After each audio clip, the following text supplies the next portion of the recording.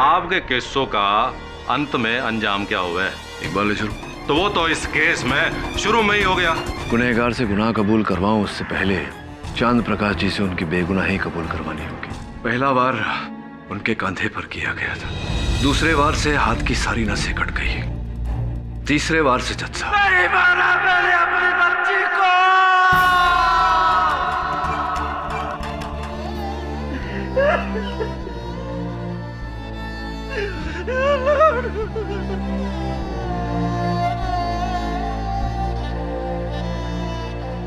चंद्र प्रकाश जी, आप बेगुनाह हैं?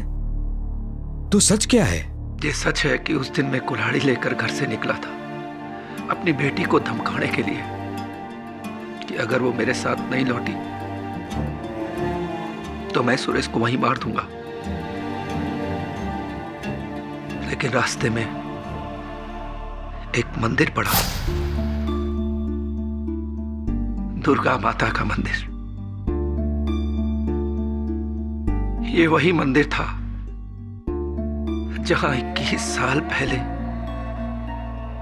मैंने गिड़गिड़ा के मिन्नतें मांगी, तब जाकर मेरे घर पर औलाद हुई। मेरी पहली बेटी पिंकी।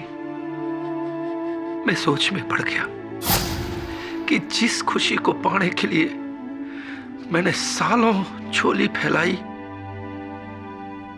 उसे इतने आसानी से लौटा दूंगा? नहीं, भगवान मुझे कभी माफ नहीं करेगा, कभी माफ नहीं करेगा। इसी उधेड़पुर में मैं मंदिर की सीढ़ियों पे बैठ गया और वही मंदिर पर बैठे बैठे मेरा ज़मीर जागा और मैंने इरादा बना लिया कि चाहे जो भी हो, जैसा भी हो, मैं अपनी बेटी का बसा हुआ घर उजड़ने नहीं दूंगा। पर दूसरी ओर यह भी ख्याल आया कि पिंकी की इस हरकत से मेरी दोनों बेटियों का गांव में रहना दुश्वार हो जाएगा। सारी रात इसी उधेड़पुन में मैंने गुजार दी। मैंने इरादा बना लिया कि चाहे जो भी हो, जैसा भी हो, मैं अपनी बेटी का बसा हुआ घर नहीं उजड़ने दूंगा। कुल्हाड़ी को मैंने वहीं मंदिर के पीछे झाड़ियों में फेंक दिया। सुबह उठा, घर लौटने की तैयारी कर रहा था कि रास्ते में पुलिस ने थाम लिया। दरोगा जी बोले कि सुरेश और पिंकी का कत्ल हो गया है। वो खबर सुनकर मैं अंदर से हिड़ गया, मेरा कलेजा फट गया। फिर एहसास हुआ कि मैं एक बेटी ने तो नहीं बचा सका, बाकी दो ने बचा लूं। और मैंने फैसला किया कि पिंकी और सुरेश की मौत का इल्जाम मैं अपने सर पर ले लूंगा। गांव वाले और पंच लोग यही कहेंगे कि गलती तो हुई है, लेकिन सुधार भी लिया है और मेरी दो बेटियों का भविष्य सुधर जाएगा। साहब, इसीलिए मैंने ये सब। सुंदर है, बहुत सुंदर। थारा जमीर उस दिन मंदिर में ना जागा था चंद्र प्रकाश, बल्कि अभी अभी यहीं जागा है, वो भी केटी जी की दिल छोड़ने वाली कहानी सुनकर। वाह! इसलिए तुम अपने किए को झुटला रहे हो, लेकिन सच वहीं का वहीं है कि खून तुमने ही किया है। भरद्वाज जी, क्या कहा था आपने? The case is over. Sorry my friend, but the case has just begun. शुरुआत है अभी। जज साहब, चांद प्रकाश जी के कथन के अनुसार इन्होंने अपनी कुल्हाड़ी माता जी के मंदिर के पीछे वाली झाड़ियों में डाली। अब कानूनन हमारा फर्ज बनता है कि उन झाड़ियों की तुरंत तलाशी ली जाए, और अगर इनकी कुल्हाड़ी वहां मिल जाती है, तब तो इनका सच प्रमाणित हो जाता है। तलाशी तो होगी, लेकिन केडी तुम ये भूल रहे हो कि इस केस में चंद्र प्रकाश का कोई अपना इकलौता बयान तो है नहीं, क्योंकि उसके खिलाफ और भी कई बयान हैं। और योर ऑनर, सबसे अहम है सरपंच के बेटे सोनू का बयान, जिसने खुद अपनी आंखों से देखा है कि चांद प्रकाश ने हत्या की है। खेड़ी साहब,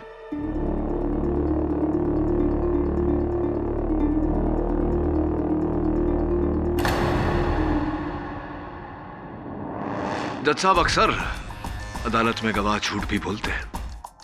क्यों न एक बार फिर सोनू जी को कटघरे में बुलाकर उनसे पूछा जाए कि अब कहना के साहब जे चांद प्रकाश ही भी पलट के झूठ बोल रहा है। मैंने अपनी आंखा से घाणोरा के तबेले में इनको पिंकी और सुरेश ने मारते देखा, और दर्शक की तरह वहां खड़े रहे। उन्हें रोकने का प्रयास नहीं किया, पिंकी सुरेश को बचाने का प्रयास नहीं किया, बस खड़े खड़े देखते रहे। मैं कोई फिल्म का एक्शन हीरो ना हूँ जो बीच में कूद पड़ता, और जो बीच में कूद पड़ता तो यहाँ पिंकी सुरेश के साथ मारी मौत का भी केस लड़ा जा रहा होता। राक्षस से भी भयानक था ये उस टाइम। आप डर के भाग गए। चलो कोई बात नहीं। सोनू जी, अपने पिता के आदेश पर आप चांद प्रकाश जी का पीछा करते हुए रात में अपनी मोटरसाइकिल पर कालकोरा से घनौरा गए थे। गया था जी। तो इतना समय आपको लगा वहां पहुंचने में? अरे जो लगते हैं 10-15 मिनट, सीधे सीधे सीधे सीधे 10-15 मिनट।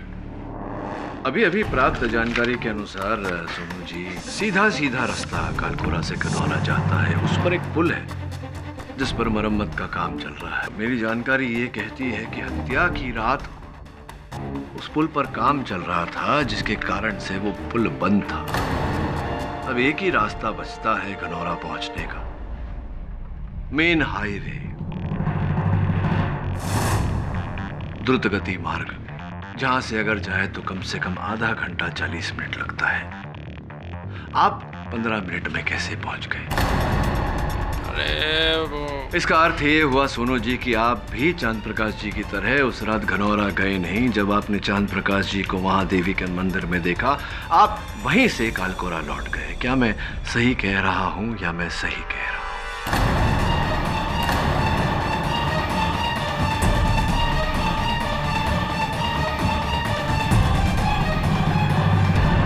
मैं सही कह रहा हूं।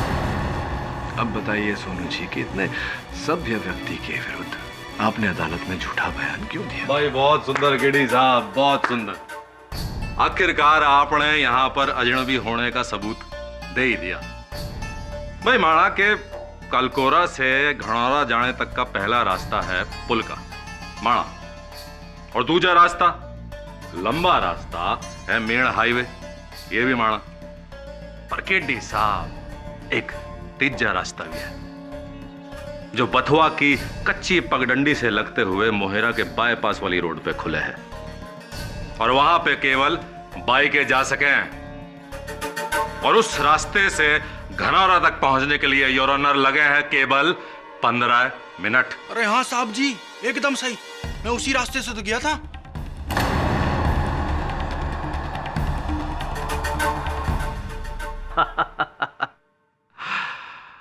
हर खबर किसी नक्शे में नहीं मिलती केडी साहब। कुछ बातों के लिए यहां सालों साल रहना पड़ता है, समझे?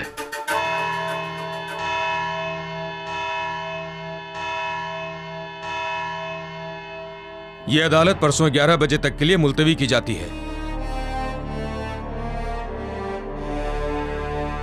धीरज रखिए लाजवंती जी। ऐसा सोचिए कि आपके पति ने अपना बयान बदलकर हमारा काम आसान कर दिया। बहुत जल्द असल हत्यारे तक।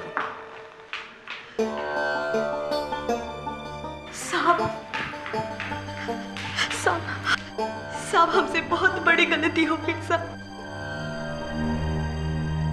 हमें माफ कर दीजिए साहब। कैसी गलती? अदालत में असल सच ना बोलने की साहब। उस रात जब पिंकी और सुरेश का हत्या हुआ था, हमने अपनी आंखों से सुरेश के चचा महेंद्र प्रकाश को अपनी मोटरसाइकिल पर घनौरा की दिशा से आते हुए देखा था साहब। और और उनके कुर्ते पे खून के लाल धब्बे थे साहब। तो ये बात अदालत में क्यों नहीं की तुमने? वो महेंद्र जी ने हमें बुरी तरह से धमकाया था कि अगर ये बात हमने अदालत में बोल दी तो जो हाल पिंकी का हुआ है वो भी हमारे साथ होगा। पूरे गांव में सुरेश और पिंकी के रिश्ते के खिलाफ अगर कोई था तो वो था महेंद्र सिंह। हमारे घर आकर 4 बार हमें धमकी भी देकर गया। तब तो खून महेंद्र सिंह ने किया होगा। तुम अदालत में बयान दोगी? वो हमारी जान ले लेगा साहब। नहीं साहब। कितने समय से पिंकी तुम्हारी सहेली थी? 4 साल की उम्र से साहब। अक्सर पारिवारिक रिश्तों से दोस्ती का रिश्ता बड़ा होता है। जरा सोचो, अगर तुम्हारी जगह पिंकी होती तो क्या बयान देती? वो भी जरूर गवाही देती साहब, वो जरूर गवाही देती। वरुण, जा घर छोड़ा। Be careful. जी सर। कल बयान देना है अदालत में।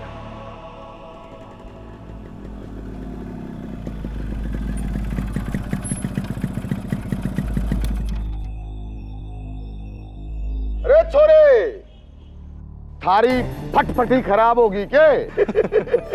ये हरियाणा का तेल से ना चलेगा।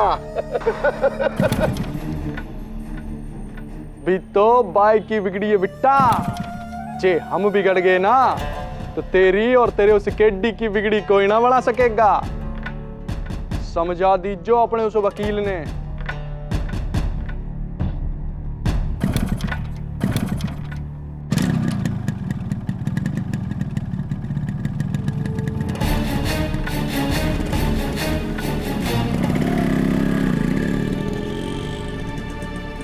क्या होया महेंद्र सिंह जी? पसीने क्यों छूट रहे हैं भाई आपके?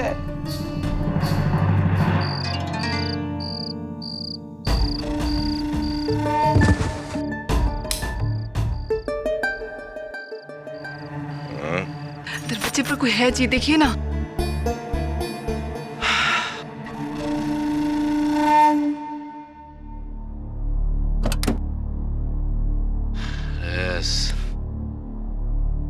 कौन खुजली कर रहा है?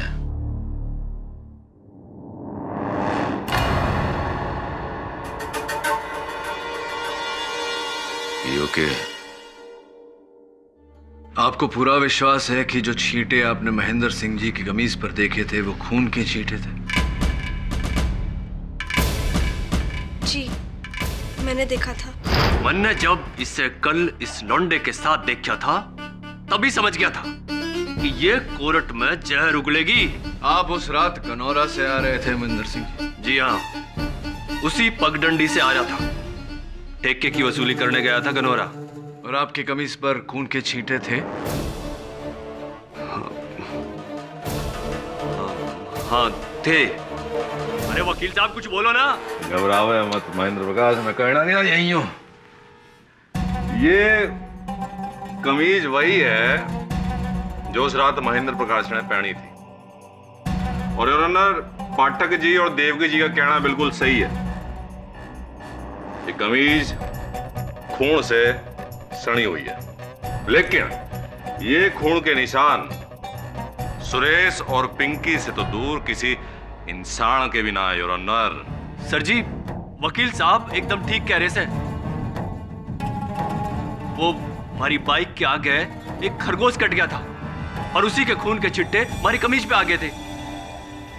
मोटरसाइकिल के पहिए के नीचे खरगोश आ गया और खून के छींटे इतने ऊपर तक आ गए।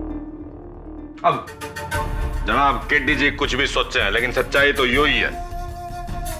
और इन कुर्ते पे लगे खून के दागों को साबित करेगी ये फोरेंसिक रिपोर्ट योर ऑनर। ये खून खरगोश का ही है, बनी रैबिट।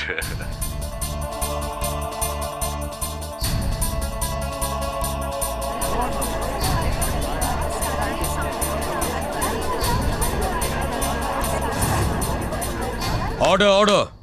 जज साहब, मुझे संदेह है कि कमीज को बदल दिया गया है, इसलिए मैं देवकी को एक बार फिर कटघरे में बुलाना चाहूंगा। इजाजत है। देव की ध्यान से देखकर बताओ कि क्या ये वही कमीज है जो उस रात महेंद्र सिंह जी ने पहनी थी या कोई दूसरा? जी हम ठीक से नहीं कह सकते, शायद यही है या फिर। योर ऑनर, शायद वायद की कोई गुंजाइश ही ना है, सीधा साधा वही कमीज है बस। महेंद्र जी, अगर ये कुर्ता वही है और इस पर खरगोश का खून लगा हुआ है, तो फिर आपने देवकी को धमकी क्यों दी थी कि अगर अदालत में इसने कुछ कहा तो आप इसका वही अंत करोगे जो पिंकी का हुआ है? सर जी, बात यो है, जब गेहूं पिसता है ना तो घुन भी उसके साथ पिस जाता है। अच्छा, दुनिया जाने थी कि सुरेश और पिंकी के रिश्ते के खिलाफ सबसे ज्यादा मैं ही हूं, और ऐसे में हमारे साथ वो खरगोश वाली घटना होगी, हमारे पे उंगली उठती तो कौन हमारा यकीन करता? अरे ये तो अच्छा हुआ कि भारद्वाज जी ने हमें बता दिया था कि खून की जांच हो सकती है, वरना ये लौंडिया तो हमें अंदर करवा के रहती। और सर जी, ये लौंडिया होती कौन है हम पे उंगली उठाने वाली?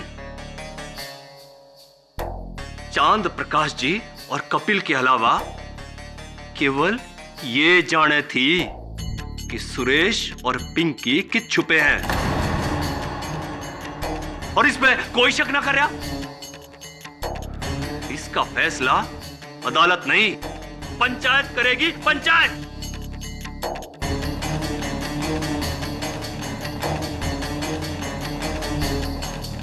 शांत हो जाइए mister Mahendra Singh.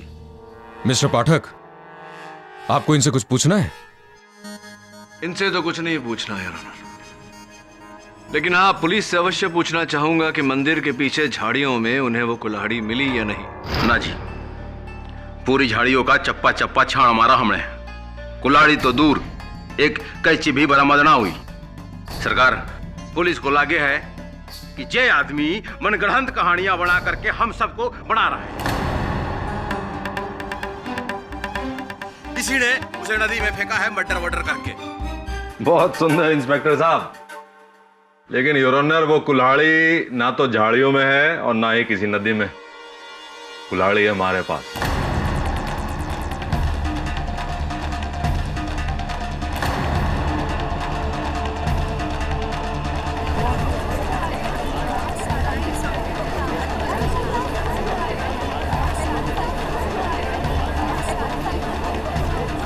Order order.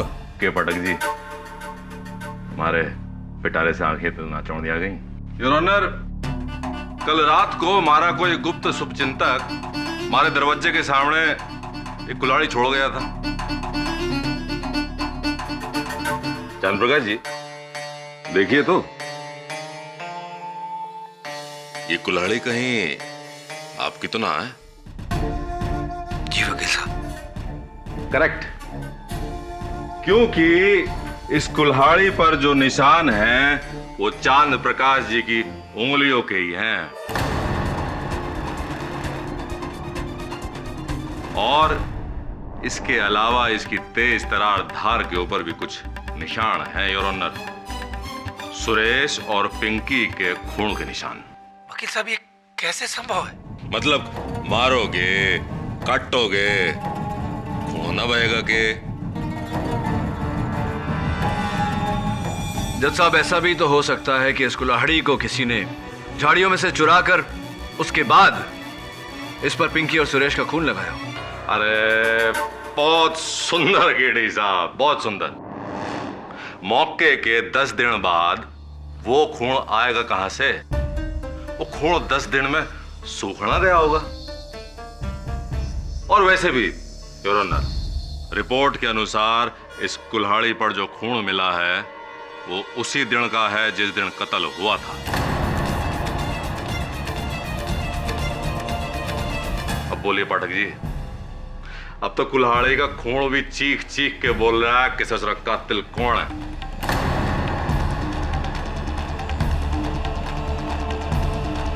तो ये कहना चाह रहा है कि सब मिले हुए हैं? जी, सोनू, महेंद्र प्रकाश, सरपंच, इन सबकी मिलीभगत लगती है। और अब चांद प्रकाश की कुल्हाड़ी प्रोसिक्यूटर भारद्वाज को देकर यह पक्का कर रहे हैं कि उनका इस केस में कोई हाथ नहीं। प्रश्न ये उठता है कि चांद प्रकाश उनका नाम क्यों नहीं ले रहा? अपनी बेटियों के लिए?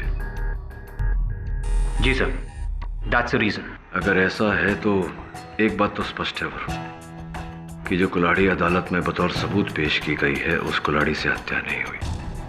हत्या किसी और कुल्हाड़ी से हुई है, और जब तक वो कुल्हाड़ी नहीं मिल जाती सच सामने नहीं आ सकता। भाई मारे को एक बात समझ में ना आ रही कि भारद्वाज के घर के बाहर, वो भी आधी रात को, वो कुल्हाड़ी रखी तो रखी किसने? तो मन्ने के पता, मन्ने तो सोची इस सोनू ने राखी होगी उड़ा कुल्हाड़ी। बड़े इसमें ना घसीटो महेंद्र जी, मने कुछ ना पता। अरे ऐसे क्या घूर रहे हो? लग रहा है जैसे मैंने ही खुद मारा है दोनों को। अरे तुम लोग आपस में क्यों झगड़ रहे हो? हैं? जो भी हुआ अच्छा हुआ। कानून को चांद प्रकाश की खूनी कुल्हाड़ी दे दी, वरना इल्जाम हम पंचों पे आता कि भाई जात बिरादरी के चक्कर में हमने उस छोरा छोरी को मार डाला।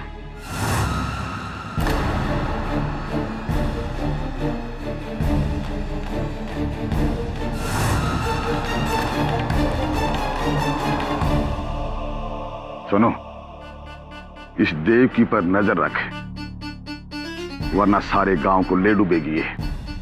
ये सब काम हमसे ना करवा बापू, वरना बाद में फंसते हम ही हैं। अरे बावड़ा चाहिए। महेंद्र, तू गांव में सबसे समझदार है, तू उस पे नजर रख। जी सरपंच जी, इब तो मैं ही रखूंगा इस देवकी पे नजर।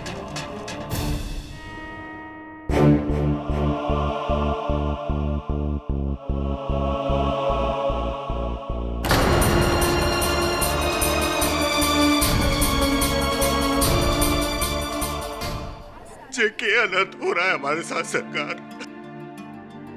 बड़े बड़ा अपना बेटा खोया, और इब अपना छोटा भाई महेंद्र।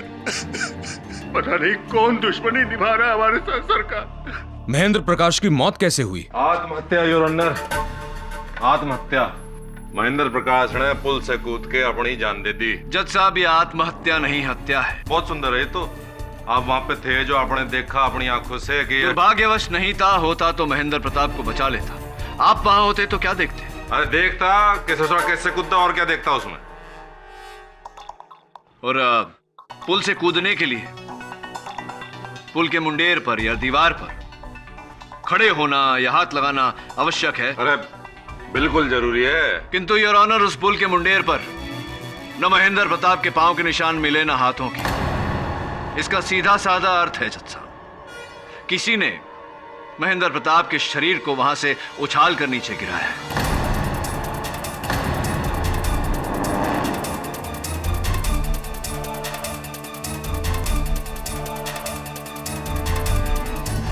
आप ठीक कह रहे हैं सरकार। मारे को भी लगता है कि किसी ने हमारे भाई महेंद्र को मारा है, क्योंकि परसों रात जब वो अपने घर लौटा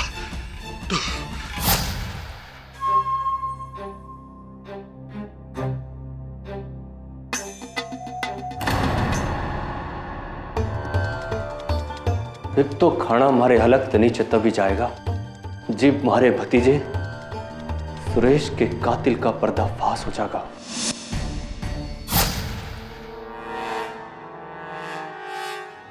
सुरेश का कातिल?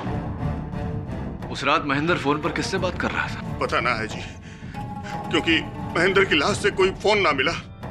लेकिन मारे को पता है कि वो उस रात कहां गया था। ये सरपंच जी के पास।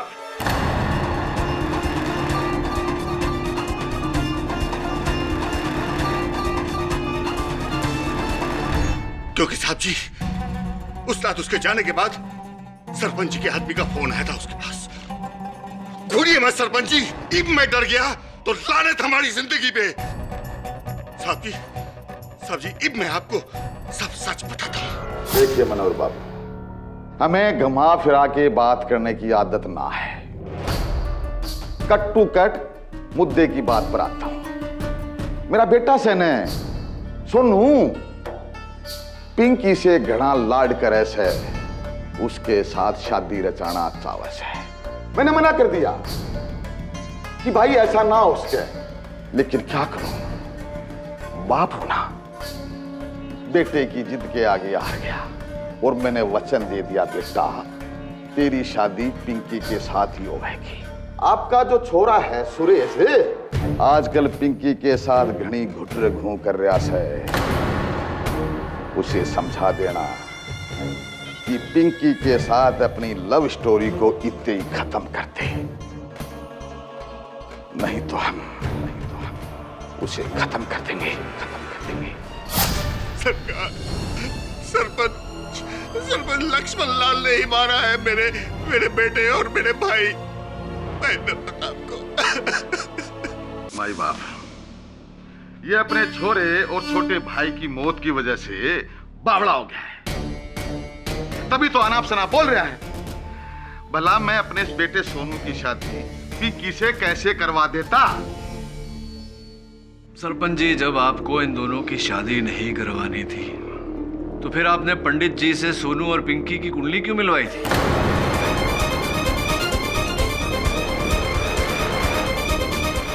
ये सब तुझे कैसे पता? पंडित की छोरी देवकी, तुझे तो मैं... छोड़िए जनानियों को, मर्दों में आई है। क्यों कुंडली मिलवाई थी आप? देखिए, जब बात निकल ही गई है तो हाँ, मेरा बेटा सोनू पिंकी से शादी रचवाना चाहता था। ये सच है वकील साहब, और ये भी सच है कि उस दिन मैं मनोहर को धमकी देने उसके घर गया था। मैं अपने बाप दादा की कसम खाकर कहता हूं कि पिंकी और सुरेश की हत्या हमने ना की, और ना ही इस हत्या में हमारा कोई हाथ है। ये भी सच है माई बाप। इसका मतलब ये हुआ सरपंच जी कि सोनू ने आपसे बिना कहे, आपसे बिना पूछे उनकी हत्या की है अकेले। के बारे बात कर रहे हैं वकील साहब, वो ऐसे ना कर सके। अरे बावड़े होने की क्या बात है इसमें सरपंच जी? आप ही ने कहा था कि आप ही के कहने पर सोनू गनौर आ गया था, वहां जाकर उसने पिंकी और सुरेश की हत्या कर दी। ओहो, ये असंभव है। अरे असंभव क्यों है? सोनू जानता था कि वो दोनों कहां छिपे हुए हैं, वहां जाकर उसने हत्या की है। साहब, उसने ऐसा कुछ नहीं किया। अरे कैसे नहीं किया? क्योंकि उस रात वो गनौरा गया ही नहीं।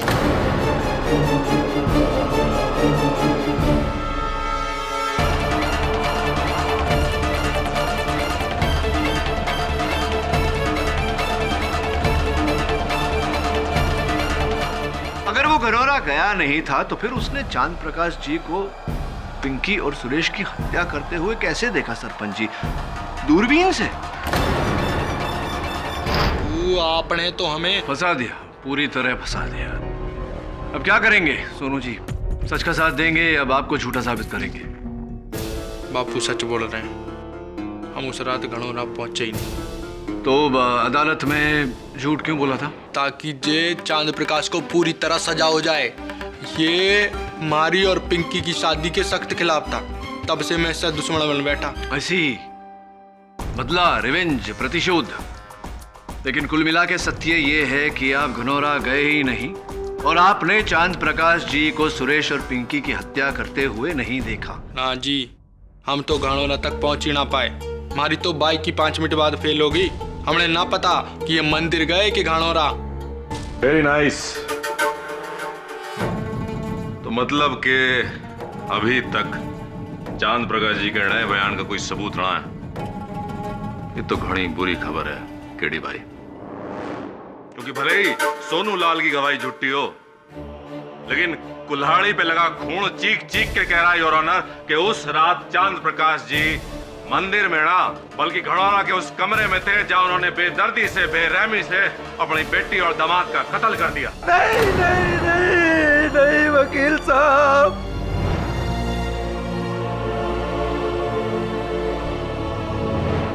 जज साहब, आप हमें किसी भी इल्जाम में, किसी भी आरोप में सूली पे चढ़ा दो, फांसी दे दो, लेकिन बेटी के कत्ल के लिए नहीं, वरना फांसी हमें नहीं, बाप बेटी के रिश्ते को लग जाएगी, बाप बेटी के रिश्ते को लग जाएगी।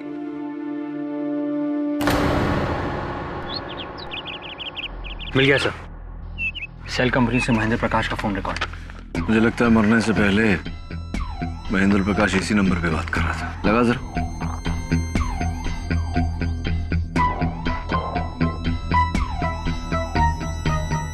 सर किसी डॉक्टर सरला का क्लिनिक है। महेंद्र प्रकाश किसी महिला डॉक्टर के क्लिनिक में क्यों बात करेगा? एक काम कर वरुण, तू जा और पता लगा कि क्या माजरा है।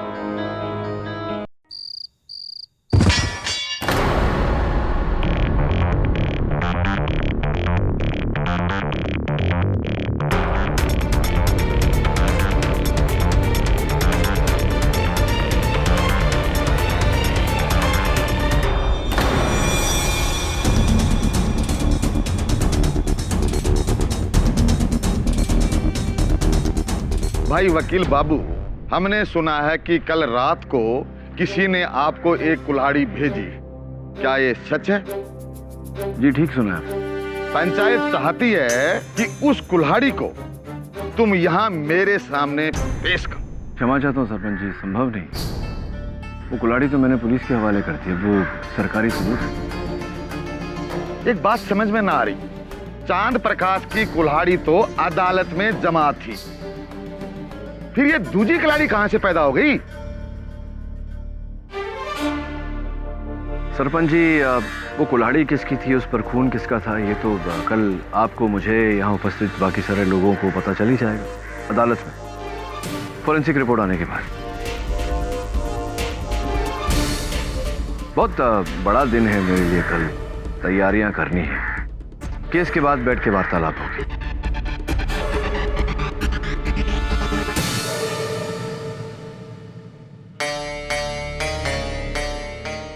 मतलब हमारी तरह ये कुल्हाड़ी आपको भी भेजी गई? जी जी, मुझे भी भेजी गई थी। अब योर ऑनर, इसकी फोरेंसिक रिपोर्ट भी आती है। खेड़ी सर, ये लीजिए, आ गई। ये लीजिए योर ऑनर।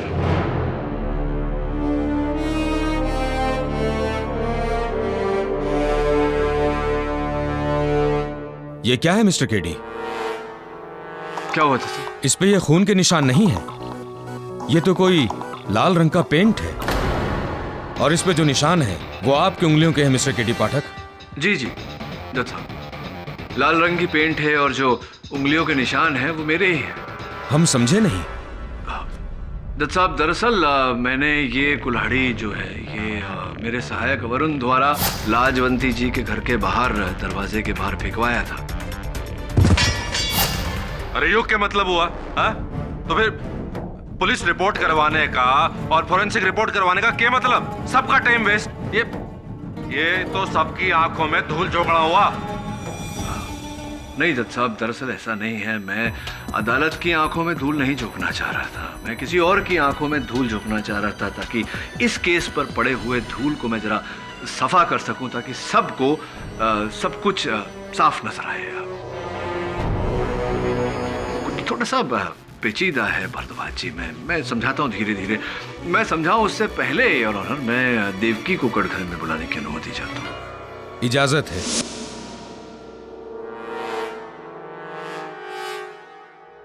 हाँ तो जज साहब, हुआ ये कि मनोहर जी ने कहा था कि महेंद्र जी की मृत्यु की रात महेंद्र जी ने किसी को फोन किया था, तो हमने महेंद्र जी के दूरभाष यंत्र की सूची निकलवाई, जहां से ये पता चला कि उन्होंने रोहतक हरियाणा में किसी गायनोकोलॉजिस्ट यानी कि गर्भपात की डॉक्टर को फोन किया था, डॉक्टर सरला दोषी। डॉक्टर सरला दोषी से मिलने के बाद यह पता चला योर ऑनर कि यहां से कालकोरा से कोई लड़की उनके पास गई थी ये जानने के लिए कि वो गर्भवती हैं या नहीं। देवकी, तुम गई थी डॉक्टर सरला दोषी के पास। डॉक्टर दोषी का लिखित बयान आपकी मेज पर है जज साहब, तुम गई थी या नहीं? जी, ये सच है कि हम पेट से थे।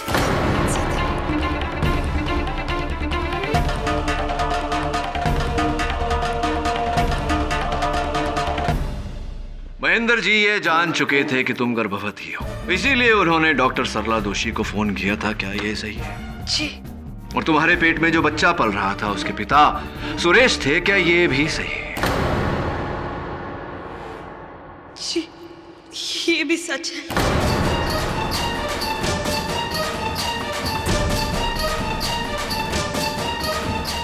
तो इसका अर्थ ये हुआ कि एक तरफ तो सुरेश आपके साथ इश्क कर रहे थे और दूसरी ओर वो पिंकी से ब्याह रचा रहे थे, सही है? जी। तो जब आपने सुरेश को बताया कि आप उनके बच्चे की माताजी बनने वाली हैं, तो क्या सलाह दी थी सुरेश ने आपको? जी, उसने अपनी जिम्मेदारी साफ निभाने से इनकार कर दी थी साहब, और कहा था कि मैं उसे भूल जाऊं क्योंकि वो पिंकी से शादी कर रहा था। देवकी, ये तो कोई कारण नहीं हुआ वहां जाकर उन दोनों को इतनी बेरहमी से मारने का। हत्या नहीं करनी चाहिए थी आपको उनकी। नहीं साहब, नहीं, हमने उन दोनों को नहीं मारा साहब।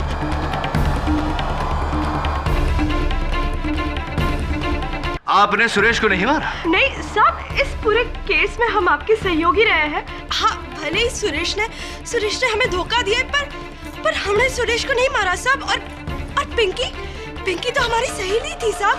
हमने उसको हम उसको क्यों मारेंगे साहब? नहीं साहब, हमने उन दोनों को नहीं मारा हमने उन दोनों को। एक मिनट। ये कलकोरा में एक पुराना विद्यालय है, उसके पीछे एक बड़ा सा पेड़ है, उस पेड़ के पीछे एक बड़ा सा पत्थर है, उस पत्थर के नीचे एक गड्ढा है जिसमें कुछ गड़ा हुआ है। क्या गड़ा हुआ है उस गड्ढे में? मुझे क्या पता, हम नहीं जानते इन सब के बारे में, हमें कुछ नहीं पता। अरे आपको नहीं पता, ऐसे कैसे? मरने कैसे पता होगा? अरे आपको पता होना चाहिए, क्योंकि कल रात को आप उसी गड्ढे में कुछ ढूंढ रही थी। क्या ढूंढ रही थी?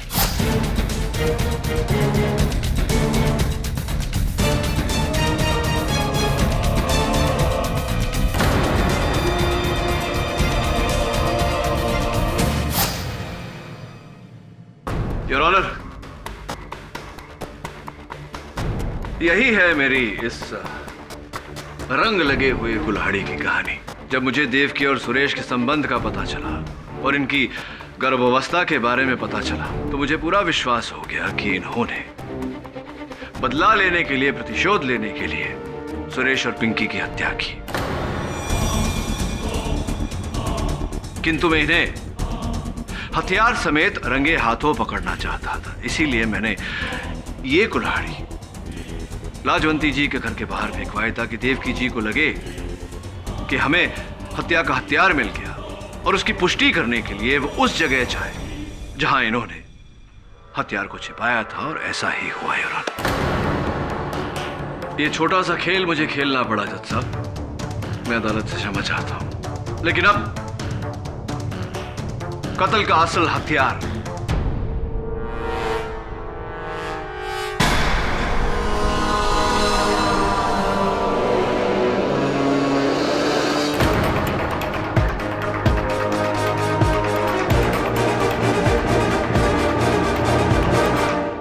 ये कुल्हाड़ी और ऑनर जो पुराने विद्यालय के पीछे, पेड़ के पीछे, पत्थर के नीचे गड्ढे से बरामद हुई। मुझे पूरा विश्वास है कि फोरेंसिक जांच भी यही कहेगी कि इस पर जो खून लगा हुआ है वो पिंकी और सुरेश का है, और इस पर देवकी की उंगलियों के निशान है।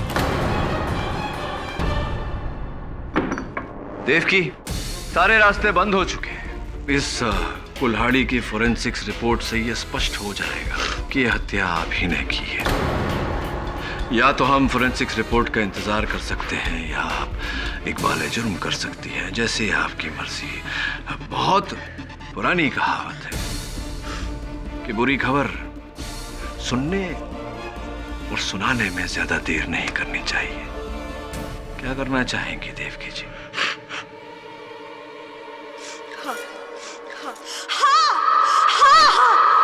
हमने मारा हमने मारा।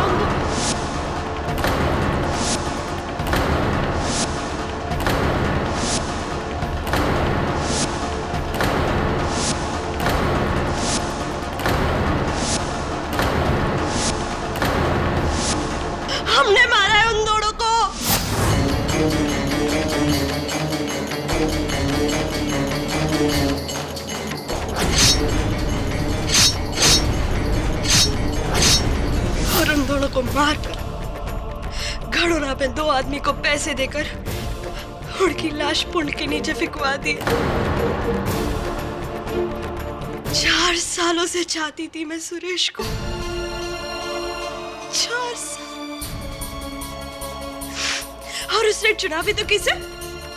उस पिंकी को, जिसने शादी के सारे कामकाज खुद हमसे ही करवाए, ये जाने बिना कि सुरेश उसका नहीं, सुरेश मेरा है, सुरेश मेरा था। और क्या सजा देती उन दोनों को मैं? मार डाला दोनों को मैंने। मेरी इतनी बड़ी बेइज्जती कैसे सहन कर सकती थी मैं? लेकिन चांद प्रकाश के खून से सनी वो कुल्हाड़ी, पुलिस के आने से पहले मैंने ही वो कुल्हाड़ी मंदिर की झाड़ियों के पीछे से चुरा, और मेरे कंगनों में सुरेश और पिंकी का सूखा हुआ खून लगा हुआ था। उसी खून को मैंने किसी भी तरह उस कुल्हाड़ी में लगा दिया, और उस कुल्हाड़ी को बोरी में डालकर आपके घर के सामने रख दी।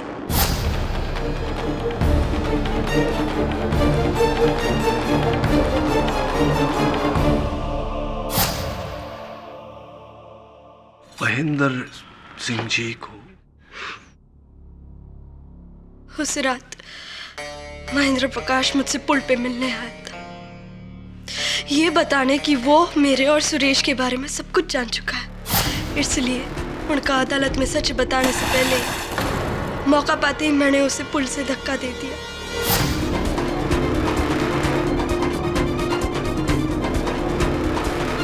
उसे भी मैंने मार डाला सुरेश के लिए। ताऊ जी जैसा बाप सिर्फ अपनी बेटी की लंबी उम्र की कामना कर सकता है, उसे मार नहीं सकता। ताऊ जी निर्दोष है साहब। देवकी जी, ऐसा कहा जाता है कि इश्क और जंग में सब जायज है, किंतु हत्या नहीं।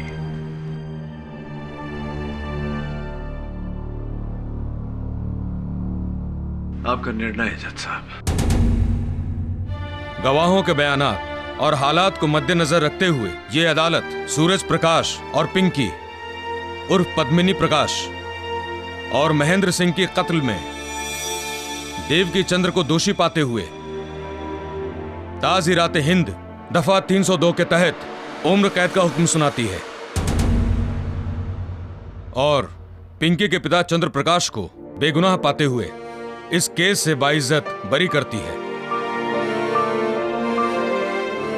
The case is closed.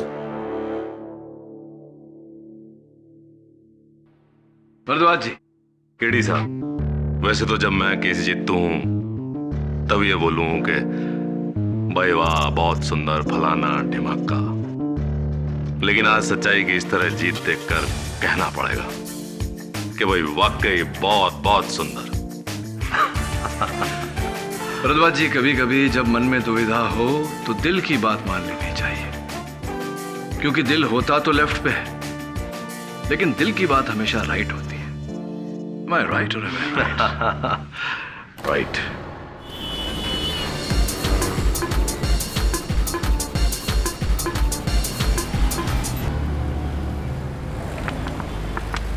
सेठ, झंडा ले लो ना सेठ। थैंक यू सेठ। अरे सेठ, आपका पीछे का टायर पंचर है, ये नहीं तो हवा कम है, देखो तो।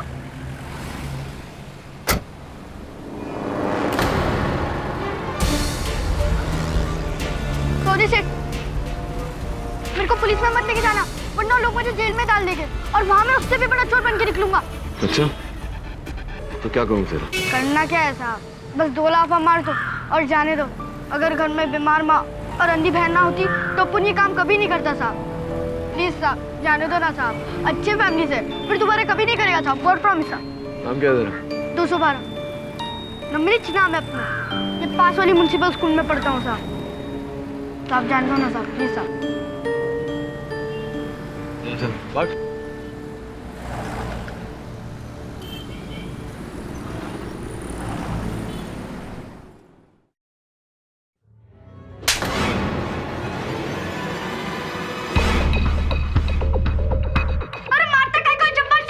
और क्या आरती उतारूं तेरी? साले उस आदमी की जगह कोई और होता, पकड़ के तेरे को अंदर कर देता, और ये साले सब भी अंदर जाते।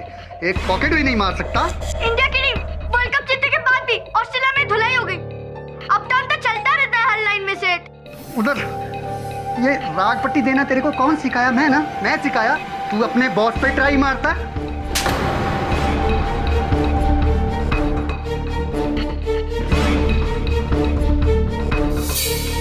तेरी कैची जैसी जुबान का एक ही इलाज है, कैची। रड्डी, कैची लेके आ। जब्बार सेठ, रहने दो ना, गलती हो गई उससे। तू हट। जब्बार भाई रहने दो ना, बच्चा है। बच्चा है? गूंगा बना के भिख मंगवाऊंगा ना तो बहुत ज्यादा कमाई करेगा।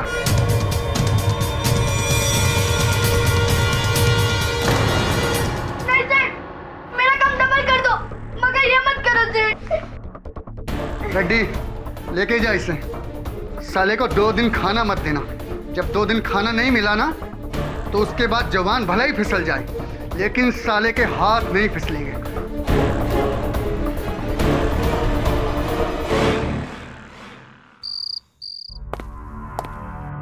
कौन है? हीराबाई तुम हो क्या?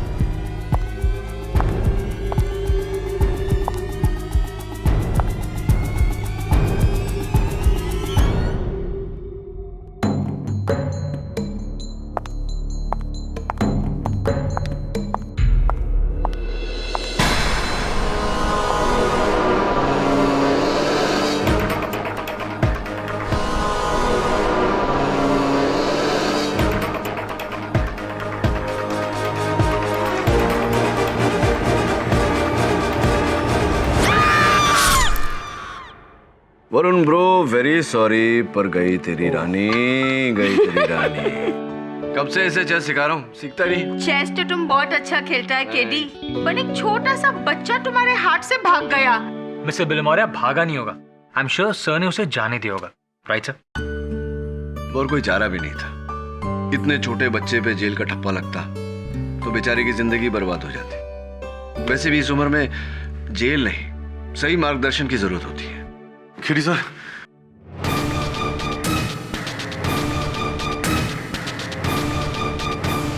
प्लीज प्लीज मुझे बचा लीजिए, मेरे पीछे पुलिस लगी हुई है। क्यों? कहते हैं कि मैंने अपनी गर्लफ्रेंड की जान ली है। ऐसा किया है तुमने? नहीं sir, super model Mandeep Kohli, किसी ने उसको छुरा मार दिया है।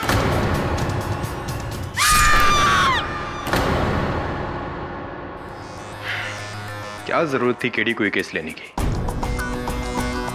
पूरी दुनिया जानती है कि मनदीप और उसके बॉयफ्रेंड नीरज के बीच में क्या क्या प्रॉब्लम्स थी,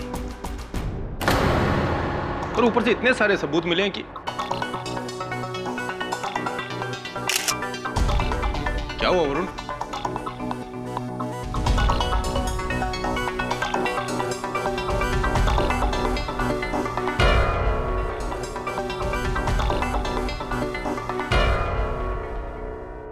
दवे, मनदीप की हाइट कितनी होगी? 5 फुट 7 इंच। और नीरज की हाइट 5 फुट 10 इंच। अरे यार पूरी बात तो बताओ। लगता है केडी के साथ रहकर तुम्हारी आदत भी बुरी हो गई है, आधी बात को गुल करने की। दवे, पूरी बात यह है कि केडी सर ने केस लेकर सही किया है, और मनदीप का कत्ल नीरज ने नहीं किया। और तुमने ये बात पर्दा नाप कर जान ली है? दवे, सारी बातें तुम्हें केडी सर अदालत में समझाएंगे। योर ऑनर, ये अखबार 10 दिसंबर 2011, 29 दिसंबर 2011 और 11 जनवरी 2012 के, जहां की पेज 3 की टॉप स्टोरी पर एक ही कहानी बार बार रिपीट हो रही है, और वो है विख्यात सुपरमॉडल मनदीप कोहली और उनके बॉयफ्रेंड नीरज महेंद्रू का वायलेंट ब्रेकअप। किस तरह एक विख्यात नाइट क्लब में उन दोनों के बीच नियरली हाथापाई हुई, जहां पर नीरज ने उनको जान से मारने की धमकी दी और उसके बाद 10 दिनों तक खामोशी। और फिर 21 जनवरी 2012 2:35 जब मनदीप अपने कंप्यूटर पर अपने दोस्त के साथ चैटिंग कर रही थी, तभी नीरज ने उनके फ्लैट में उनकी परमिशन के बिना एंट्री ली।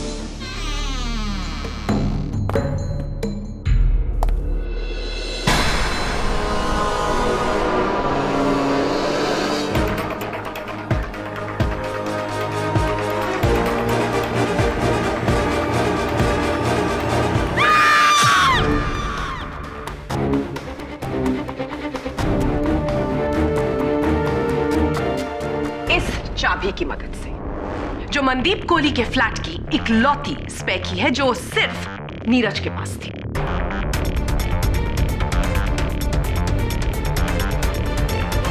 और उसके बाद नीरज उनकी बेडरूम की तरफ बढ़े कुछ ढूंढते हुए। जब मनदीप आगाह हुई तो वो भी अपनी बेडरूम की तरफ बढ़ी, जहां पर नीरज ऑलरेडी उनकी ताक में खड़े थे। जहां पर नीरज ने मनदीप पर उन्हीं की किचन नाइफ से कातिलाना हमला किया और ये चाकू पुलिस को लिफ्ट की शाफ्ट में मिला। और इस चाकू पर योर ऑनर किसी की उंगलियों के निशान नहीं। बिल्कुल सही कहा आपने मिस्टर पाठक, लेकिन नीरज के उस फ्लैट में होने के बहुत से निशान मौजूद हैं। पहला, जब नीरज वहां से भागे तो गलती से उनका लाइटर कार्पेट पर गिर गया। दूसरा, मनदीप कोहली के फोन पर last received call Neeraj Mahendru का था, जो कि हमको इन रिकॉर्ड से पता चलता है। और तीसरा, मनदीप कंप्यूटर पर अपने एक दोस्त के साथ चैटिंग कर रही थी, जहां पर उन्होंने लिखा था he is threatening to kill, अर्थात वो मुझे जान से मारने की धमकी दे रहा है। Miss Devyani, just a moment mister Pathak, एक सबूत बाकी। Carry on please. बिल्डिंग का लिफ्टमैन बाली, जिसने नीरज को कत्ल से 5 मिनट पहले मनदीप के 9th फ्लोर के फ्लैट में खुद छोड़ा। An eyewitness your honour.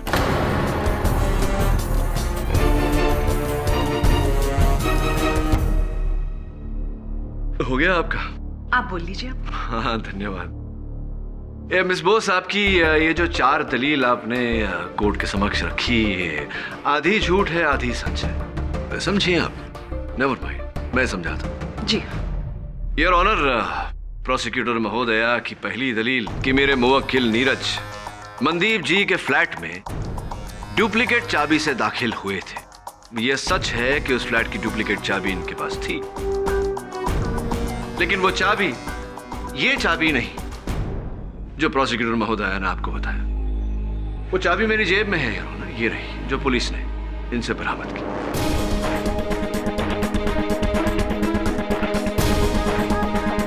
इनकी दूसरी दलील कि नीरज जी अपना लाइटर कत्ल के समय मनदीप जी के फ्लैट में भूल कर चले गए थे।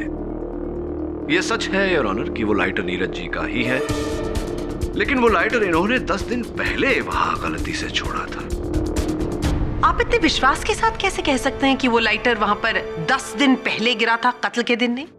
क्योंकि मिस बोस, जब पुलिस ने ये लाइटर वहां से बरामद किया तो लाइटर के इर्द गिर्द कारपेट पर 6 इंच का पेट्रोल का दाग था। योर ऑनर, उस लाइटर में से बूंद बूंद करके पेट्रोल लीक हो रहा था, जिसके कारण यह दाग बना। पुलिस घटनास्थल पर हत्या के ठीक 2 घंटे बाद पहुंच गई थी और यह दाग योर ऑनर, इसे बूंद बूंद पेट्रोल से बनने में कई दिन लगे हैं। तो यह स्पष्ट है योर ऑनर कि नीरज जी वहां अपना लाइटर कई दिन पहले भूल कर गए थे। मिस्टर पाठक, जो नीरज जी ने मनदीप को थ्रेटनिंग फोन कॉल्स किए थे, उसके बारे में आप क्या कहना चाहते हैं? हाँ, वो धमकी। ये बात सच है योर ऑनर कि नीरज ने मनदीप जी को धमकी दी थी, किंतु हत्या के दिन पर जब इन्होंने उन्हें धमकी दी थी तो वो फोन कॉल इन्होंने कोलाबा के एनजीओ से किया था योर ऑनर, 022257587 से किया था। कोलाबा मनदीप जी के घर से योर ऑनर 50 मिनट की दूरी पर है। अब मिस बोस मुझे बताइए कि 50 मिनट की दूरी 10 मिनट में कोई कैसे तय कर सकता है? उड़कर, तैरकर, कैसे? इम्पॉसिबल यार। और बिल्डिंग का लिफ्टमैन बाली? हाँ, दुर्भाग्यवश बाली जी का कथन पूरा का पूरा झूठा है। योर ऑनर, मैं बल्ली जी को गड़गड़े में बुलाने की अनुमति चाहता हूँ।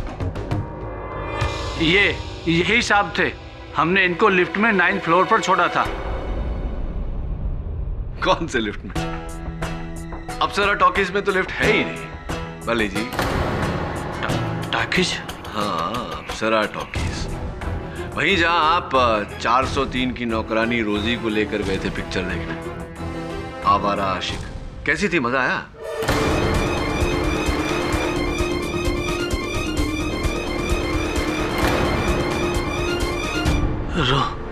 रोजी ने बताया आपको?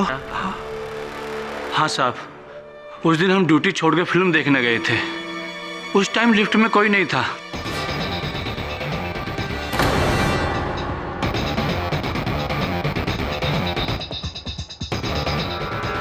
सोसाइटी और पुलिस वालों को इसलिए झूठ बोला कि कहीं उन्हें सच पता ना चल जाए और हमारी नौकरी। धन्यवाद बाली जी।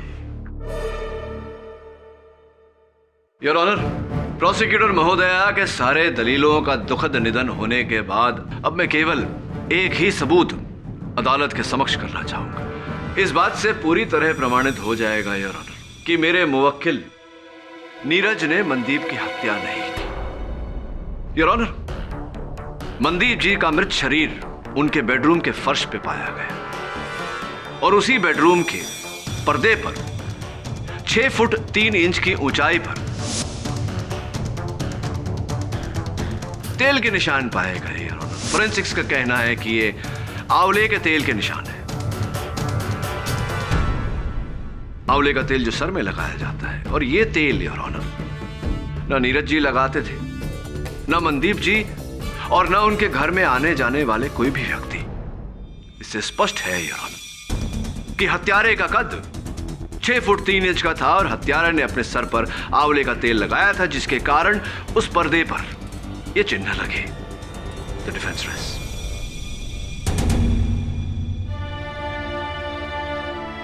वकील सफाई की पेश की हुई तमाम दलीलों को मद्देनजर रखते हुए यह अदालत ये फैसला करती है कि मिस्टर नीरज महेंद्रू का मिस मनदीप कोहली के कत्ल में कोई हक नहीं।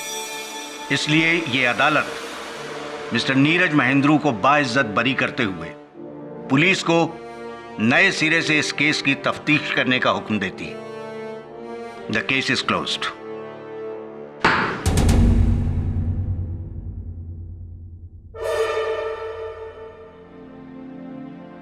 Thank you KD sir, thanks for saving my life. Sir, ये मेरा कार्ड है। मैं और मेरी माँ एक बहुत बड़ा एनजीओ चलाते हैं। आपको किसी भी चीज की जरूरत हो तो प्लीज फोन कीजिएगा। डेफिनेटली। आजादी मुबारक हो। Thank you. क्या कहा था मैंने दबे? केडी सर ने केस लेकर सही किया।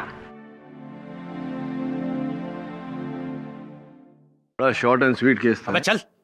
अरे 212 पहचाना मुझे?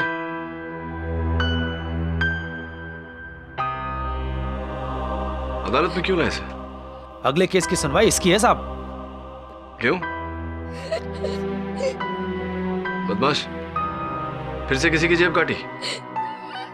इस बार इसने जेब नहीं, किसी का गला काटा है। मर्डर। मैंने कुछ नहीं किया साहब, मैंने कुछ नहीं। चल।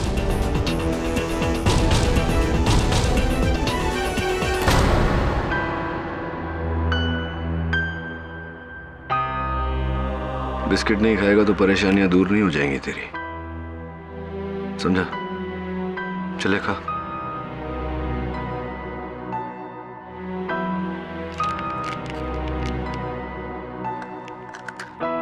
चलो बता, क्या हुआ था? पकड़ा ढूंढ 212, वरना जब्बार से अपने को हलाल कर देगा। सुबह से बुखार है यार, जबरदस्ती है क्या? नहीं करने का अपन को काम। देख बोल रहा हूँ, मरेगा तू। हाँ, ये भी कोई जीना है क्या ढोलक? देख, अपन टीचर दीदी के पास दवाई लेने जा रहे हैं, आता है क्या? नहीं नहीं, तू जा, अपने को थोड़ा काम है। अपन देखो डायरेक्ट खोली पे मिलता है। अकेले रास्ते में कहीं मरवा गया तो? अबे जान, अबे जा। ये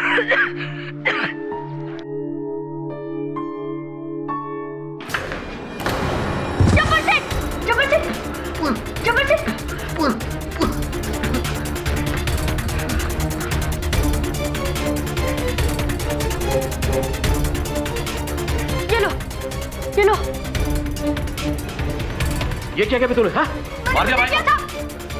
फिर रेड्डी भाई ने पुलिस बुलाई और वो लोग मेरे को अंदर ले गए। बोली कि जब्बार सेठ को तूने मारा है, जबकि मैं तो उनको बचाने वाला था। वो वाह, तेरा दोस्त ढोलक क्या बोला था? तुझसे मिलने खोली पे आएगा। ढोलक? ढोलक खोली पे आए नहीं, अभी तक गायब है, पता नहीं कहाँ है। साहब, आपने पहले भी एक चांस दिया था, इस बार भी बचा लो ना साहब, वरना ये लोग मुझे जेल में डाल देंगे और वहाँ मैं इससे भी बड़ा चोर बन के निकलेगा। मेरे को पुलिस में मत लेके जाना, वरना लोग मुझे जेल में डाल देंगे और वहाँ मैं उससे भी बड़ा चोर बन के निकलूंगा। पता नहीं निकलूंगा भी या नहीं, नहीं तो अंदर ही बूढ़ा होके लुढ़क जाऊंगा। बातें तो बहुत बड़ी बड़ी करता है, काम जे चोरा। बचाऊंगा तुझे, लेकिन एक शर्त पर। तू प्रॉमिस कर कि आज के बाद चोरी नहीं करेगा, स्कूल जाएगा, पढ़ेगा। प्रॉमिस? साहब, और बिस्किट है क्या? 2 दिन से मार खा रहा हूँ, ये खा के थोड़ा मुंह का टेस्ट बदल जाएगा। ये ले, पूरा तेरे लिए लाया था, भूख लगे तो खा लेना।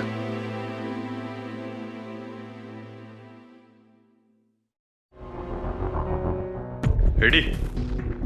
बच्चे गए सारे? इसी डरबे में रखता था ना उन्हें, तुम लोगों का चोरी का स्कूल। नहीं नहीं साहब, कसम से साहब, जब्बार भाई और मेरा धंधा तो सिग्नल पर सिर्फ फल बेचने का है। छोकरे लोग तो बस यहीं पर। बेटा रेडी, फल बेचने का काम। जब्बार तो ऊपर गया, अब तेरी अंदर जाने की बारी है। तैयार हो जा। वरुण, क्या कर रहे हो? फिर से इंच टेप? तेल, वही तेल, आंवला। रेडी? तुम्हारी हाइट कितनी है? साहब कोई 6 फुट से ऊपर है। और तेल कौन सा लगाते हो तुम? जी? I mean, सर पे कौन सा तेल लगाते हो तुम? तेल नहीं साहब, मैं तेल नहीं लगाता हूँ। नहीं लगाते? और तुम्हारे अलावा यहाँ रहने वालों में से और कितने लोगों की हाइट 6 फुट से ऊपर है? मेरे अलावा तो नहीं साहब, यहाँ पे मेरे अलावा तो कोई भी 6 फुट से ऊपर नहीं। कोई भी नहीं? एक मिनट साहब, मैं अभी आता हूँ। नहीं टेंशन नहीं लेने का साहब, मैं अभी आता हूँ।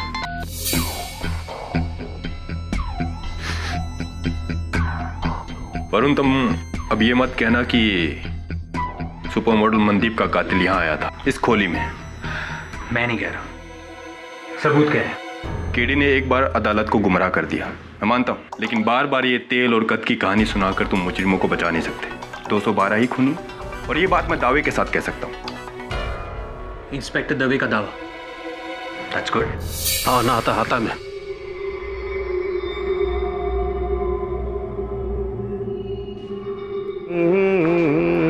जी पावलेना।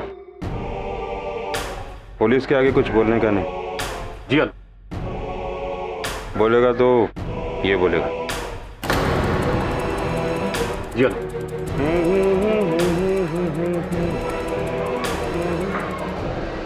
क्या? 212। तुम्हारा असली नाम क्या है? जैच 212। 12 साल पहले अपुन की माँ ने अपुन को 212 की बस स्टॉप पे रख के भाग गई थी, तभी से अपुन का नाम 212। कभी दूसरा नाम नहीं रखा? दूसरा नाम है ना, हरामी, चोर, बदमाश, बहुत नाम है। Order order. मिस बॉस, नाम से केस का अंजाम नहीं बदल जाएगा। नाम को छोड़िए, अपनी पैरवी कीजिए। योर ऑनर, ये लड़का जितना सीधा और मासूम लगता है, उतना ही संगीन इसका जुर्म है। ये एक पेशेवर जेब कतरा है जो जब्बार खान के फलों के धंधे में उसके यहाँ काम किया करता था। 26 जनवरी की शाम 4 बजे जब इसने अपने सेठ को अकेला पाया तो उसके पेट में छुरा घोंपा और वहां से भागने की कोशिश की, लेकिन इसके भागने से पहले मिस्टर जनार्दन रेड्डी, जो मिस्टर खान के बिजनेस एसोसिएट हैं, उन्होंने इसे पकड़ लिया। कत्ल की वजह? कैसा व्यवहार करता था जब्बार खान तुम्हारे साथ? व्यवहार बोले तो मेरा मतलब कैसे कैसे पेश आता था तुम्हारे साथ? बहुत गलत। जब्बार शेठ मारते थे, कभी चप्पल से, कभी लकड़ी से, कभी गाली से, तो कभी हाथ से। सिर्फ मेरे को ही नहीं, बाकी लोगों को भी जो उनको फ्रूट्स बेचते थे। क्या मैडम, काहे को गलत बोलती हो? जब्बार सेठ हम सबसे पाकिट मारी और चोरी कराते थे, और मैं उनको मारा नहीं। मैं तो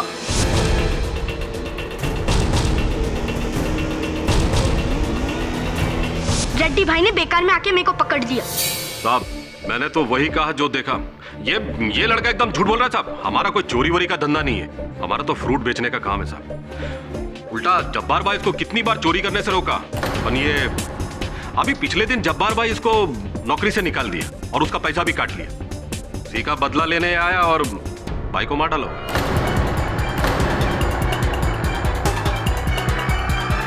उसका मतलब तुम वहां पर अपने पैसे लेने गए थे? क्या? नहीं तो। ए रेड्डी, झूठ क्यों बोलते हैं? Order order. रेड्डी साहब, आपका कहना है कि आपने 212 को वहां रंगे हाथों पकड़ा? जी साहब। क्या आपने 212 को जब्बार पे चाकू चलाते हुए देखा? नहीं साहब, नहीं देखा। योर ऑनर, फोरेंसिक्स के अनुसार जब्बार पर चाकू का वार बाएं से दाएं 30 डिग्री के एंगल पर किया गया था। ऐसा वार सिर्फ बाएं हाथ से किया जा सकता है योर ऑनर। दाहिने हाथ से ये वार उल्टा हो जाता है। तुम कहना क्या चाहते हो केडी? क्या ये वार सिर्फ एक लेफ्ट हैंडेड व्यक्ति ही कर सकता है? एब्सोल्युटली योर ऑनर, ये वार किसी लेफ्ट हैंडेड इंसान ने किया है और 212 right handed. Mister Pathak ji, एक सेकंड, क्या मैं देख सकती हूँ? हाँ देखिए। तो आपके कहने का मतलब है कि कोई राइट हैंडेड आदमी इस तरह से अटैक नहीं कर सकता? जी, मेरे अनुसार तो नहीं कर सकता। और अगर मैं ये करूं तो? योर ऑनर, ऐसे मैंने महिलाओं को नृत्य करते हुए देखा है, कभी किसी को इस प्रकार चाकू चलाते हुए नहीं देखा है। मिस्टर पाठक, कौन सी रूल बुक में लिखा है कि चाकू को इस तरह नहीं चला सकते और वैसे चला सकते हैं? जब्बार का कत्ल इसी लड़के ने किया है। Absolutely not your honour. Jabbar की हत्या मेरे मुवक्किल 212 ने नहीं की, किसी ऐसे व्यक्ति ने की है जिसका कद 6 फुट 3 इंच है और जो अपने सर में आंवले का तेल लगाता है। मिस्टर पाठक, मुझे लगता है कि आजकल आप इतना ज्यादा काम कर रहे हैं कि किसी और केस की दलील आप यहाँ पर दोहरा रहे हैं। आपने सुपर मॉडल मनदीप कोहली के मर्डर केस में भी यही बात की थी। हत्यारे का कद 6 फुट 3 इंच का था और हत्यारे ने अपने सर पर आंवले का तेल लगाया था, जिसके कारण उस पर्दे पर ये चिन्ह लगे। एग्जैक्टली। क्या बात है, आपके स्मरण शक्ति की मैं दाद देता हूं। और इस केस में भी यही कहूंगा योर ऑनर, क्योंकि जब्बार की हत्या जिस खोली में हुई थी उस खोली के दीवार पर भी 6 फुट 2 इंच की ऊंचाई पर आंवले के तेल के निशान पाए गए।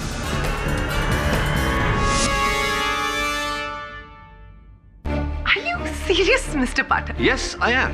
कहां एक सुपर मॉडल के अप मार्केट फ्लैट में मर्डर और कहां पर एक खोली में रहने वाले फ्रूट वेंडर का कत्ल, और आपका ये आंवले का तेल। योर ऑनर, मुंबई शहर में मर्दों की औसत कद 5 फुट 3.5 इंच है, जिसमें से 4% मर्द, केवल 4% 6 फुट के ऊपर है, जिनमें से 0.5% मर्द 6 फुट 2 इंच के ऊपर है, जिनमें से केवल 10% अपने सर में तेल लगाते हैं। इसका अर्थ यह हुआ योर ऑनर, सरल शब्दों में, कि मुंबई में जितने मर्द हैं उनमें से केवल 0.05% में से है हमारा हत्यारा। जिसका अर्थ यह होता है कि दोनों अलग अलग जगहों पर दो अलग अलग व्यक्ति होने के बजाय एक ही व्यक्ति के होने की संभावना अधिक है। साधारण गणित मिस बोस।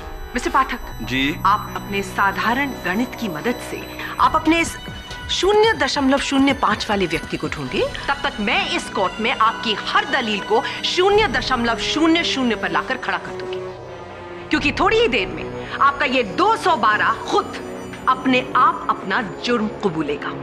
तुम्हारा एक दोस्त भी था ना तुम्हारे साथ, ढोलक, कहाँ है वो? पता नहीं, अब उनसे मिलने भी नहीं आया और अब मिलने आएगा भी नहीं 212, क्योंकि ढोलक वो पैसे लेकर भाग चुका है। कौन से पैसे? वही पैसे जो तुमने जब्बार की अलमारी से मिलकर चोरी किए। पैसों की चोरी की क्या बात है मिस प्रोसिक्यूटर?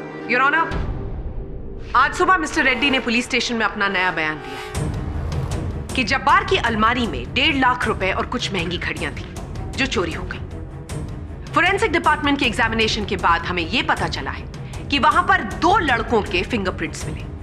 एक फिंगरप्रिंट उस लड़के ढोलक का और एक फिंगरप्रिंट इनके क्लाइंट 212 का। योर ऑनर, मैं रेड्डी साहब से पूछना चाहूंगा कि अचानक आज इन्हें कैसे चोरी की याद आई, पहले क्यों नहीं? अब क्योंकि जब्बार भाई का अलमारी मैंने आज ही खोला। उसका मतलब तुम दोनों, यानी कि तुम और ढोलक, जब्बार की अलमारी से वो पैसे और वो महंगी घड़ियां चोरी करने गए थे। तुम चोरी कर रहे थे जब जब्बार कमरे के अंदर आया, उसने तुम्हें चोरी करते हुए पकड़ लिया। घबराहट में तुमने उसके पेट में छुरा घोंप दिया और वहां से ढोलक वो पैसे लेकर भाग गया। तुमने भागने की कोशिश की, तभी मिस्टर रेड्डी ने तुमको वहां पर रंगे हाथों पकड़ लिया। नहीं, ये झूठ है। चोरी तो अपन लोग ने एक दिन पहले ही की थी और किसी ने पकड़ा भी नहीं। Fantastic 212, thank you so much. लेकिन अब तुम पकड़े गए क्योंकि तुम्हारे बिस्तर के नीचे जौनपुर की 2 ट्रेन टिकट्स पाई गई जो उसी रात की थी। मतलब तुम्हारा प्लान बहुत सॉलिड था, चोरी एंड मर्डर। प्रोसिक्यूटर साहब, if you don't mind, excuse me. देखो 212, जज साहब को सच सच बताओ, नहीं तो आगे चल के तुमको मुश्किल हो सकती है। बताओ सच क्या है? साहब, जब्बार सेठ हम सबसे चोरी कराता था और सारा माल खुद रख लेता था, इसलिए मैं और ढोलक उससे तंग आके एक आखिरी चोरी का प्लान किए। हमने सोचा कि सारा माल लेकर ढोलक के गांव जौनपुर भाग जाएंगे और उस रात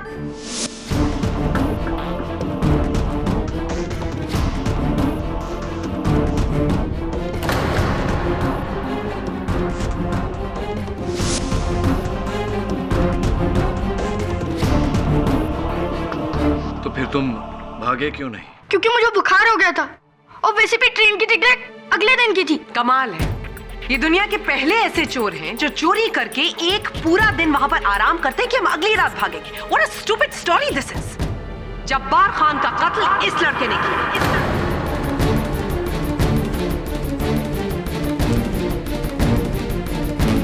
नहीं। 212, क्या कहीं ऐसा तो नहीं कि जब्बार को ढोलक ने मारा और ढोलक तुम्हारा दोस्त है इसलिए उसे बचाने के लिए? लेकिन ढोलक तो वहाँ आया नहीं, वो कैसे मारेगा? तो उसका मतलब जब्बार का कत्ल तुमने किया है 212? Please miss Bose. मैं तो जब्बार सेठ को मरने से पहले पानी पिला रहा था। Point to be noted your honour. Prosecutor महोदया के कहे अनुसार ढोलक और 212 जब्बार के यहाँ चोरी कर रहे थे जब जब्बार ने इन्हें पकड़ा।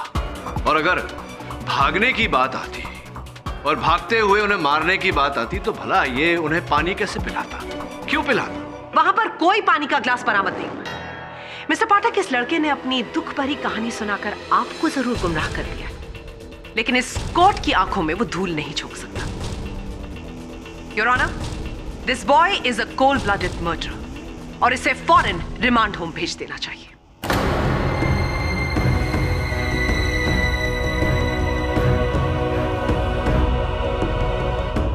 मैं जो समझा रहा हूँ बात तेरे भेजे में घुस रही है या नहीं?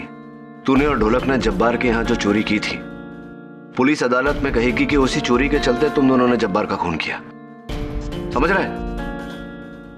ये ढोलक के साथ बनती थी तेरी, मतलब विश्वास करता था, उस पर भरोसा करता था। साहब, ढोलक तो अपन के बड़े भाई जैसा था। इस दुनिया में हम ही थे एक दूसरे के लिए। अगर ऐसा है तो चोरी का माल लेके भाग क्यों गया? तुझे निर्दोष साबित करने के लिए पहले ढोलक को ढूंढना होगा। कहाँ गया वो? उसके गांव जौनपुर तो नहीं गया, यहाँ ही कहीं छुपा है। जी हाँ, मैं इन्हें जानती हूँ। मैं इन्हें रेस्क्यू करने की कोशिश भी कर रही थी, और आप तो जानते हैं ना जब्बार का नेटवर्क कितना स्ट्रांग है। जी मौली जी, 212 पर जब्बार के कत्ल का इल्जाम है और ढोलक फरार है। क्या वो आपसे मिलने आया था? जी नहीं, वैसे भी इन्हें कोई तकलीफ होती है तो ये मेरे पास ही आते हैं। मुझे टीचर दीदी कहते हैं। अपन टीचर दीदी के पास दवाई लेने जा रहे हैं, आता है क्या? Thanks ma'am. अगर ढोलक आपसे मिलने आए तो kindly get in touch with us. जी, मैं मिस्टर पाठक को फौरन बता दूंगी। 212 को बचाने में अगर मेरी कोई भी ज़रूरत हो तो आप प्लीज़ मुझे बताइएगा। लड़का थोड़ा शैतान है पर बहुत मासूम भी है। Thank you so much.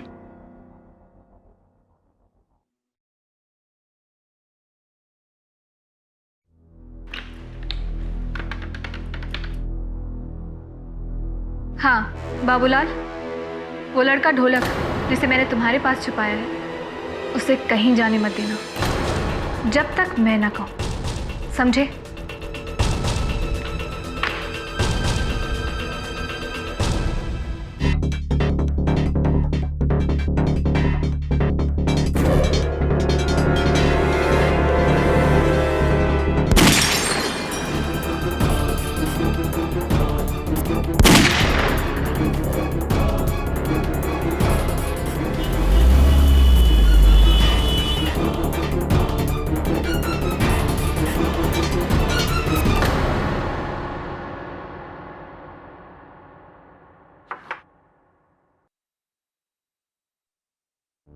तेरी किस्मत अच्छी है वरुण, वरना तो उस किलर का तीसरा शिकार होता।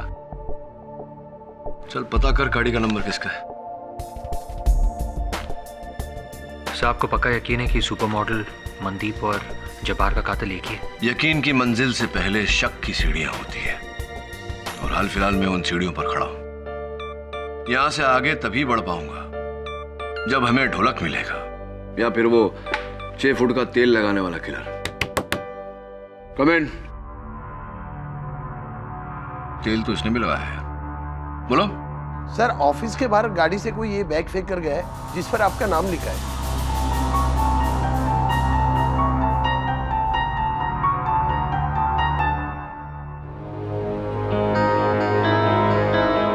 संभालो केडी, बॉम्ब होएगा तो। She is got a point.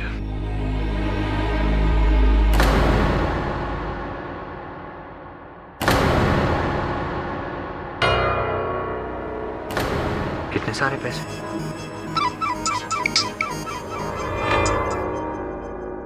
Hello, ये 10 है। 10 और तुम्हारे केस वापस लेने के बाद मिलेंगे। कौन बोल रही हैं? पहले मेरी सुनो, उस बच्चे को जेल जाने दो, केस खत्म करो, वरना इतना बड़ा बखेड़ा खड़ा होगा कि संभाल नहीं पाओगे। केडी पाठक। मोहतरमा जी, बहुत बहुत धन्यवाद आपका कि आपने मुझे ये बताया कि इस केस में कोई बड़ी बात है। दूसरी बात, अब तो मेरा दृढ़ निश्चय है कि ये केस मैं नहीं छोड़ूंगा। तीसरी बात, ये जो रिश्वत भेजी है आपने मुझे 10 लाख रुपए, ये आप स्वयं लेने आएंगी मेरे दफ्तर या मैं आकर देकर जाऊं? Hello hello. अजीब लोग हैं सर, यहाँ तो सब कुछ उल्टा हो रहा है। लोग पहले पैसे देकर खरीदने की कोशिश करते हैं, और अगर आप ना कहो तब गोली मारते हैं। यहाँ पहले गोली चलाई और अब यह रिश्वत दे रहे हैं। उल्टे धंधे करने वालों की नियत, फितरत और काम सब कुछ उल्टा होता है। हाँ, बिहार से 30, हैदराबाद से 13 और 17 से 8। जोड़ कितने हुए? 51 ना? हाँ नहीं, ये संडे मत भेज, अभी मामला गर्म है, रुक जा। लेकिन एडवांस में भी भेज रहा है ताकि माल रॉक रहे। ठीक, चल रखता है। रेडी? ढोलक का पता चल गया है। क्या?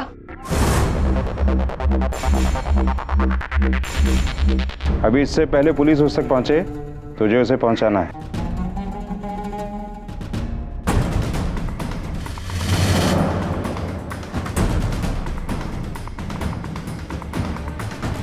शंकर, 212 किधर है? उसको तो जेल हो गई है जब्बार सेठ के मर्डर में। क्या?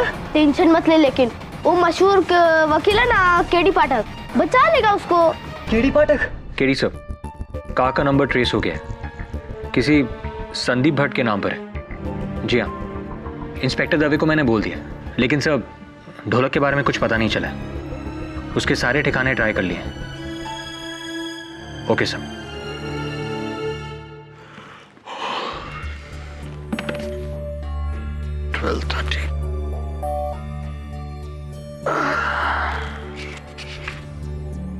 ढोलक।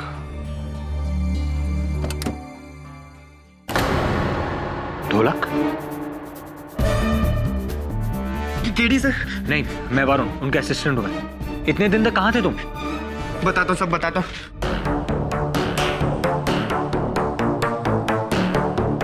ढोलक, अब बताओ, इतने दिन तक कहाँ थे तुम? बताता हूँ। बहुत बड़ी गेम है। 212 को फंसाया जा रहा है। फंसाया जा रहा है? कैसे? कुछ दिन पहले मर्डर हुआ था, न्यूज़पेपर में भी आया था। किसी कोई मॉडल थी। हाँ, मनदीप कोहली। तुम उसे जानते हो? नहीं, लेकिन जब्बार सेठ और उसके बीच में एक कनेक्शन है। कनेक्शन? कैसा कनेक्शन? क्या कनेक्शन? यही कि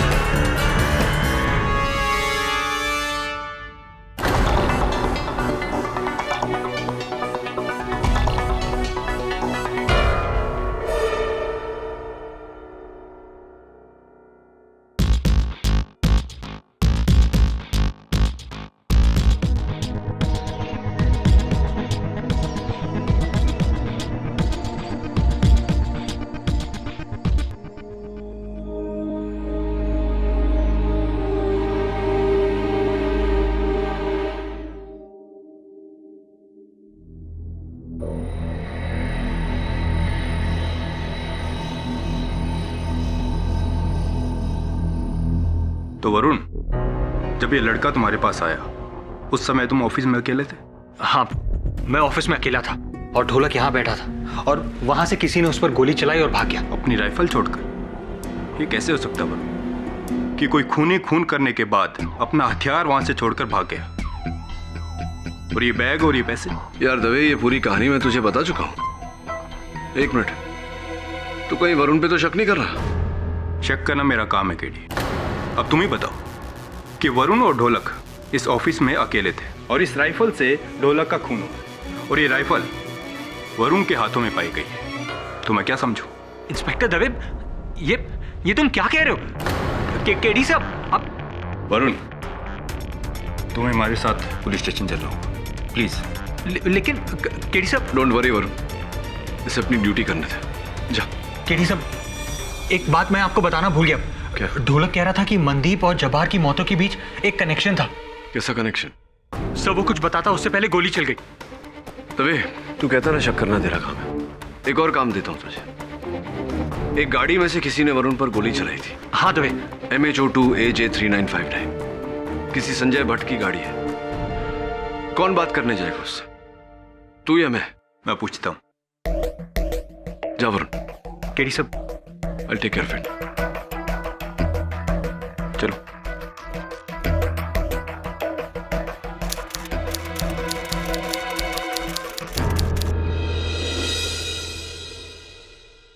ऐसे और भी मज़ेदार वीडियो के लिए हमारे चैनल को लाइक, शेयर और सब्सक्राइब करें।